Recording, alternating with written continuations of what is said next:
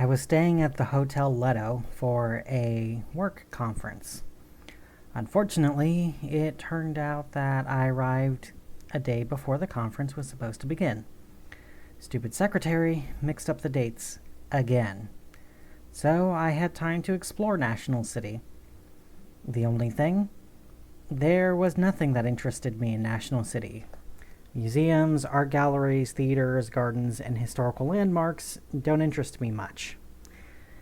There was an Undercity that could be fun to go mousing in, but I didn't have the time to grab proper equipment to go exploring. Not to mention I didn't have the time to find an unguarded way into the Undercity. An underground dessert cafe is cool and all, but it isn't what I imagine when I imagine exploring the remnants of the old city that used to exist before they raised the city to avoid flooding. So, after trying the cafe built underground and looking at more than a few underground art galleries, I got bored and headed back to the hotel. I figured I would just go to bed early, maybe order some room service, and watch those ghost hunting documentaries that made National City seem so much cooler than the few blocks I saw around the hotel. When I made it back to the floor with my room, the ninth floor, the top of the hotel, I made my way back to where I saw a little door next to the vending machines marked stairs. It was nothing special, but I figured it might be cool to gain a few pictures of a stairway, since even normal stairs could look liminal. So I opened the stairway, and I could see that the stairs headed both down and up. The vending machine room was not special. A snack machine that sold overpriced sweet, salty, and savory snacks for 2 doubloons each. A drink machine that sold cold waters and pop for a doubloon and 4 bits. And a vending machine that sold tech widgets like wall chargers, cables, styluses, and earbuds. The door opened with ease, and I could see the faded carpet and paintings that looked like they were from the 2740s. I could also see that the stairs went up as well. This was actually a bit exciting. The hotel only had 9 floors listed, but it looked like they had open access to a higher floor. Maybe an attic or roof access? I thought about it for a second before I decided to trek to the next floor up. I figured if it was dangerous that they would actually lock it off. And if I did wander into an employee-only area, I could just ask for forgiveness. Especially since I saw nothing that said it was employee-only. I ascended the stairs looking at the paintings around me.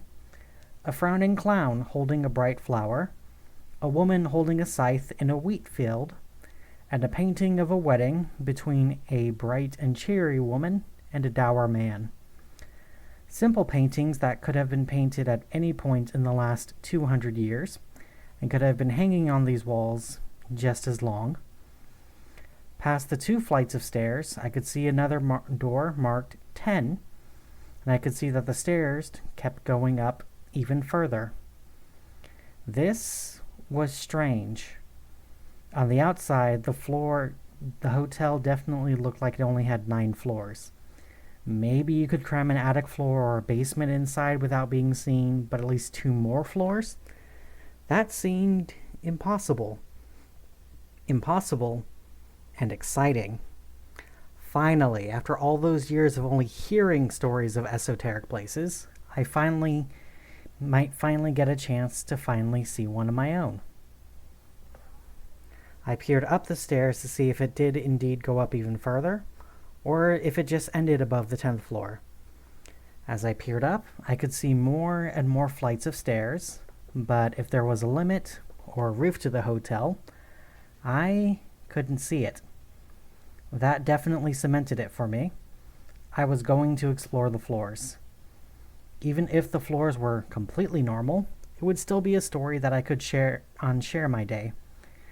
We had all read or seen those stories about people finding strange places, only to say they ran away before learning or seeing anything. I wasn't going to make the same mistake. I had hours before I had to go to bed, so I opened the door to the 10th floor to find more vending machines. They weren't anything too exciting. The brands were the same, the prices were the same, the vending machines were a little dusty, like they hadn't been cleaned in a few days. Still, I made my way to the hallway. I could see the other rooms, practically identical to the floor below, but starting with a 10 rather than a 9. The carpets were faded like below. The rooms were all closed and were absolutely silent. No muffled sounds of television, no people rushing around, no air conditioning. Even the traffic outside was quiet. Every step I took was like walking through a church. I was afraid of drawing noise to myself, like if I misstepped that I would cause a monster to pop out. But there was nothing. Just the uncanny feeling of walking down a familiar place made unfamiliar. Still, I was interested in walking further down the hallway to see if the elevator or the windows were different. So I turned the corner where the elevator was at.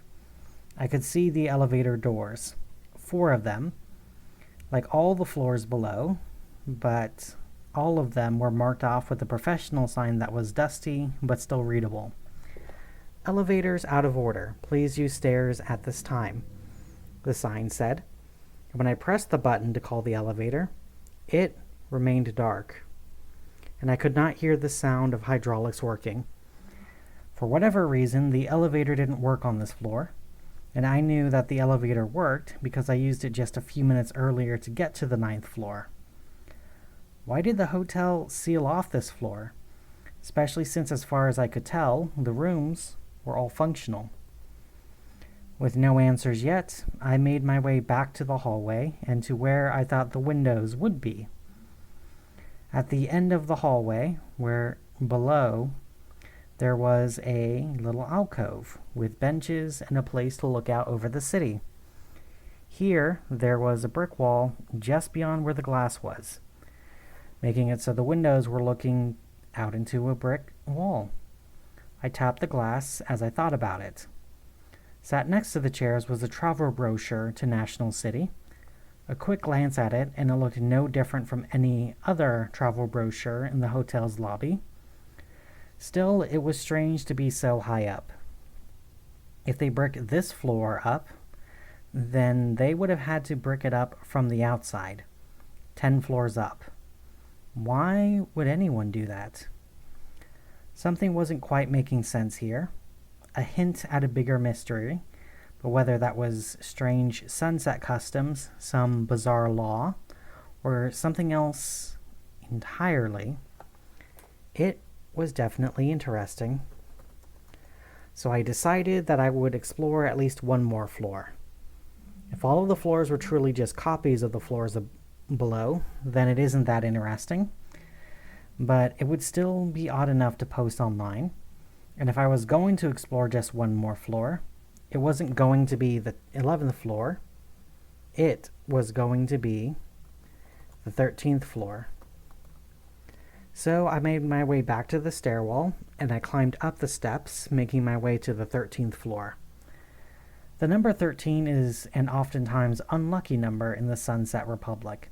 A lot of number hotels either skipped the 13th floor, or they labeled it the 14th floor. While not every hotel is superstitious, a lot of them are. Plus, all the stories online always had such a slow build-up to the actual scary part. I wasn't going to slowly build up dread. I was immediately going to the 13th floor. If there was anything scary here, it was going to be there. So I made my way to the floor. Sure enough, there was a 13 by the door. So I tried the door and pushed it open into the vending machine room of the 13th floor. And for the first time, I saw a major change. The vending machines on this floor were empty. That was the only difference I really saw between the 13th and the 10th floor at first. The vending machines were equally as dusty, but the coils sat empty, and the lights in the vending machines flickered a little bit, like they hadn't been replaced in a very long time, reminding me of a vending machine you might see in a semi-abandoned rest stop on the freeway. It was strange that the machine was abandoned and empty to me, so I turned from the vending machines to the hallway, where I saw another oddity. The rooms were all missing their doors. On the threshold of the rooms was more brick. So where the door should have been, there was a wall of brick keeping me out of the rooms. As I walked by the rooms, I could see that they were numbered, and the brick looked very old. So I tapped the brick to see if there was a response. There wasn't. So I pushed my ear to the brick. I could hear nothing beyond the brick. The rush of blood in my ear, the cold of the brick, but beyond it I couldn't hear the city, the wind, nothing. Even this high up I should have heard something. Maybe the air conditioner, buzz of electricity, rush of water through pipes. But I heard nothing. As far as I could tell, the only thing beyond the brick was more brick. Testing how hollow it was, I tapped on the brick. Tap, tap, tap. Nothing. Then I heard something. Scratch, scratch, scratch. I pulled my head back, shocked for a moment. Was there someone or something beyond it? I stared at the brick wall, expecting something to happen. When nothing did, I pressed my ear against the brick again. There was cold silence again, but then I tapped the wall again. Tap, tap, tap. Silence, but then scratching, close to my ear. Scratch, scratch, scratch. Centimeters from my ear, far closer than it was before. I wanted to pull my ear away, but then I heard something behind the brick, which kept me there. A voice. I couldn't understand what it was saying. It sounded important, and the tone was desperate. "Mihi pertenis," it said. "Do you need help?" "Ibir debez," it said in an increasingly desperate voice. "I'll take that as a yes," as I said, as I pulled back, only to realize there was a hole in the brick wall, down below by the floor. Not very large, just the size of one brick, so small I could have easily missed it if I wasn't looking. Now, with my curiosity piqued, I lay my head on the ground, peeking through the hole into the room beyond. It was dark inside. The only light I could see was the old CRT television that was tuned to silent static. Other than the television, there was no furniture in the room, just the old faded carpet, a bathroom door that was also bricked over, and the smell of old dust. Why was there a television just sitting on the floor? And there was no one there in the room who could have been speaking. Deciding that I had enough to tell a story, I pulled out my phone to take a picture of the inside of the hotel room. This would have to be enough for a story. I would have something that most of those stories never had. Proof. As I pulled my phone back, I checked my phone's gallery to check the photo. Sure enough, it had the static, the television, and a figure in the corner. A figure in the corner? It was in shadow, so I couldn't see any details. But that wasn't there just a moment ago. So I peeked through the hole again. I looked closely. There was no figure in the corner. Even shone the phone's flashlight through, and there was nothing in the room. Just the television, the static, and the brick. I took another picture, and sure enough, the figure was there. No longer in the corner, but in the middle of the room, bathed in the static of the television. It faced towards me, but even when I saw the entity's face, I couldn't tell you what it looked like. All I could tell you was it was in deep darkness, and it was looking directly at me. "Nope," I said as I stood up, putting my phone away. Whatever that was, it clearly got closer when I took pictures of it, and everyone knows about the rules of threes. As long as I left it alone, it would leave me alone. I would just make my way down to my room and forget about the floors above the 9th floor, and I would be all right. Just another scary story, but one I would be free of. As I quietly sped-walked back to the stairway, I thought back to all those stories where the protagonist always left before learning anything about what happened to them. It always felt unrealistic when you're a reader. You hear about someone finding something scary, and you keep commenting, "I would have kept going. I would have found an answer. My curiosity is stronger than my fear." When you're actually in the moment, then you see and feel those little details that make the story scarier than the telling of it. The way your heart races, how your breath catches, how your veins turn to ice, how the rational part of your mind that says, "It's just a woman and she can't get you," is overridden by the terrified animal part of your brain that takes one look at those empty eyes on the shadowy form and tells you, in no uncertain terms, that you are facing a predator, and that predator knows that you are prey. As I kept walking, I realized that I made my way over to the alcove of the 13th floor. Here, the glass is gone, leaving only the brick wall, covered in scratches and gouges and old brown fluid that I wanted to believe wasn't what I thought it was.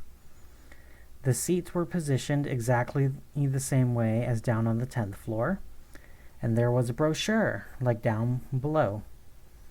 In desperation, I opened the brochure to see if there was any advice, rules, or something that might help me. Instead, what I saw was just more of the same as any other brochure, at least until I made it to the last page, where I saw some crude writing in black marker. "Tisiphone," it read as I flipped through it again, hoping that I missed something. Nothing, just Tisiphone, which for all I knew was just the name of whoever owned this brochure. So I just dropped it where it was, and I made my way down the hallway again.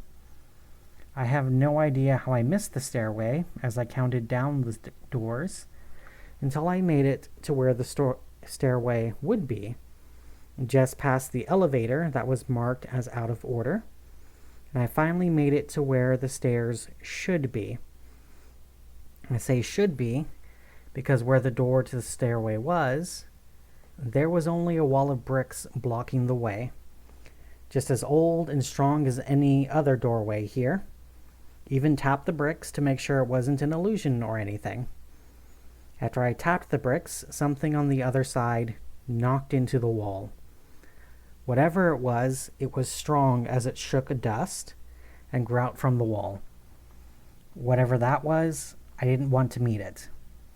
Now realizing I was trapped, I pulled out my phone, checking for a signal. I knew even if there was no signal visible that you should still try to call emergency services.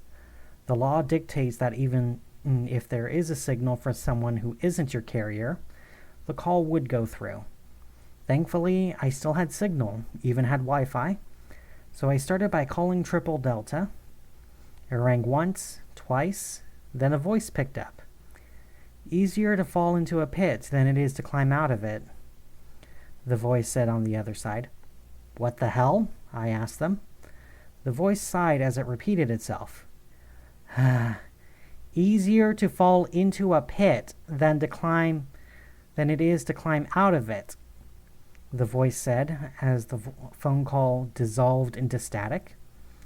As I pulled the phone away from my ear, I could see the figure again, this time without the camera. I could see that she was a woman, stood beneath the light, her body dressed in a long nightgown. Her face I couldn't identify, but I could see her eyes. And her entire body was like it was made of static. Parts of her fading in and out in tiny pieces, but it wasn't like normal static. It was like she was fading in and out of reality, in pieces. Sometimes parts of her skin would fade, but not her insides, revealing the bones, organs, and blood inside of her. Sometimes I would see the hallway behind her in pieces, and sometimes I would see something else inside of her entirely. Whatever was inside of her, it was like a parasite or a fetus, but it was far larger than her, larger than the hallway, larger than the hotel, larger than anything I could comprehend, as I could only stare as she faded in and out before she finally disappeared, leaving me alone in the hallway. "What the fuck was that?" I asked. "Tisiphone. Unless you want her to get you, I would leave quickly," the voice said. "How do I get out of here?" I asked the voice. "Find the phlegathon and burn the brick with it," the voice said before hanging up on me, leaving me alone in the hallway with the knowledge that some monstrous being named Tisiphone was after me.